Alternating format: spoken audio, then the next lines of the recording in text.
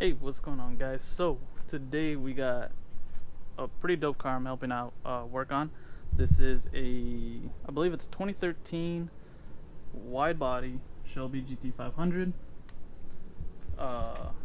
It's one of my friends and also Wayne's friends that he just got done building. Probably everybody's wet dream of a GT500 motor build. So we're actually going to be dropping it in today, and just wanted to bring y'all along and show you guys how that gets done. So we're gonna have to move some cars around, but there you go.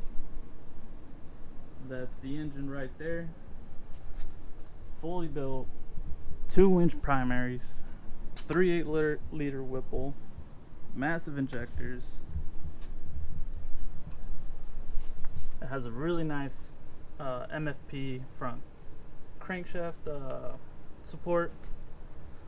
So, because owner is planning on running over 20 pounds worth of boost in this thing, which is just insane. So, sadly, I wasn't able to get the build process of it, but hopefully I can at least show you guys how it goes in the car. So this is actually a very similar way that you can actually install engines like Coyotes into Fox bodies. Just from the bottom, just bolt it up to the K-member and then bring it in and lower the chassis onto the engine itself. So I'll show you all once we start moving all the cars.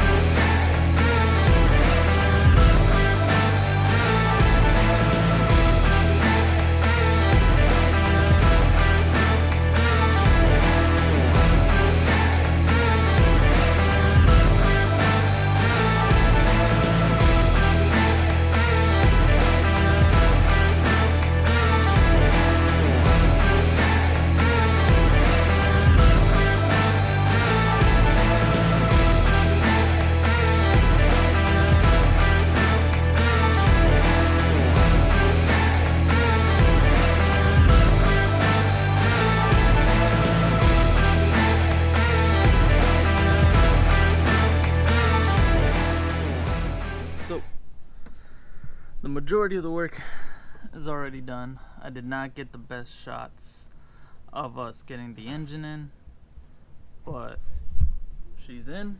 Looks fucking dope. These headers were a huge pain. You can definitely see that they need a lot of room. So if anybody's doing this with 2-inch primaries, remove the radiator. Remove the radiator and the lower cross member and insert the engine as far forward as you can and slide it back. But for now, all that's left is just cooling. Probably gonna end up getting the bumper removed to install a new heat exchanger and just hooking random bits here and up. So gonna get that going.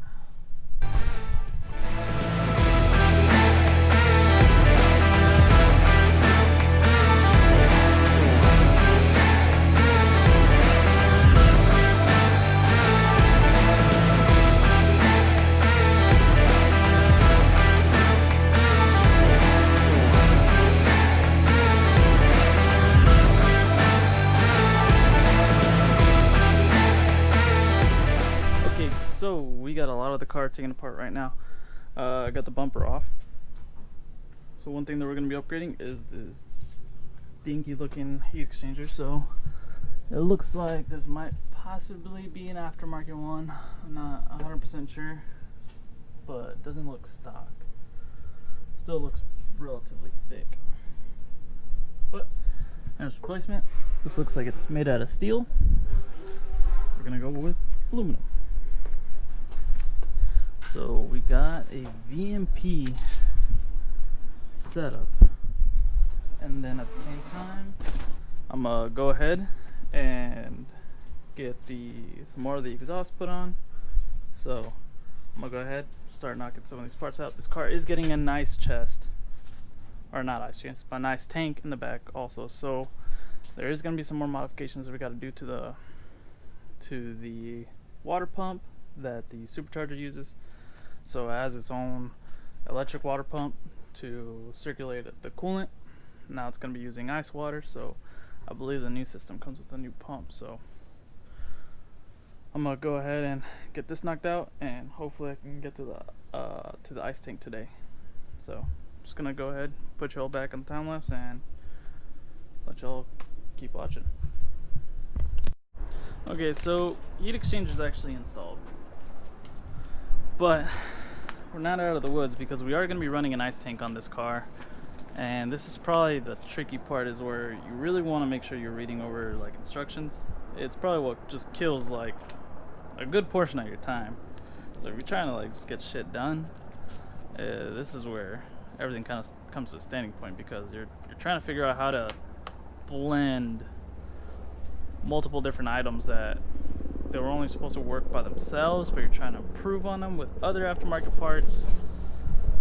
But yeah, so this is going to be a street car, so we're following their recommendation of, we're also planning on running ice. So we do have an ice tank that's going to go in the back of the car. We got to figure out how to plumb it with the heat exchanger into the intercooler. So by the instructions, it seems like we're going to be going from tank to pump to intercooler to heat exchanger back to tank. Fun. Well, I did have to leave a little bit early today, so I'll probably wrap up this part of the video there. Did get a couple shots of the heat exchanger, or not the heat exchanger, but the ice tank, where its mounting location is going to be. We still have to remount the it has a booster pump on it, so we do have to remount the wiring harness for that, because you can kind of tell it's in the way. Still got to mount the pump, route the lines, and in front of the supercharger, if you haven't seen, it's like a -12-16 fitting that goes in the front of the supercharger. So we're still figuring out what angle we're gonna run, if it's gonna be a 45 or a 90 out the supercharger, and exactly where we're gonna get all the lines to go so everything's hunky-dory. But that ice tank definitely helps clean up the engine bay a little bit, makes it look a little bit nicer. So it'll be pretty excited to see that car like once it's all done. For drivetrain, there's not much left. I think all we got is just a drive shaft and a shifter to put back on. Everything else, the wiring is already done. The car's ready to pretty much start up. We're we're just working on the heat exchanger setup. So this way, when the owner is probably doing like half-mile events, his car is not going to be, not going to be worrying about intake air temp. So probably going to go ahead and edit there. So I'll catch you guys later. If you like what you see, go ahead, like, comment, subscribe. Follow me on Instagram at @the_sauce. I mainly post just about my car, but there you guys can also let me know what y'all want to see. I try and bring as much of a variety of content, not try and stick to one thing, so try and make it as interesting as possible. So I'll catch you later, guys. See ya.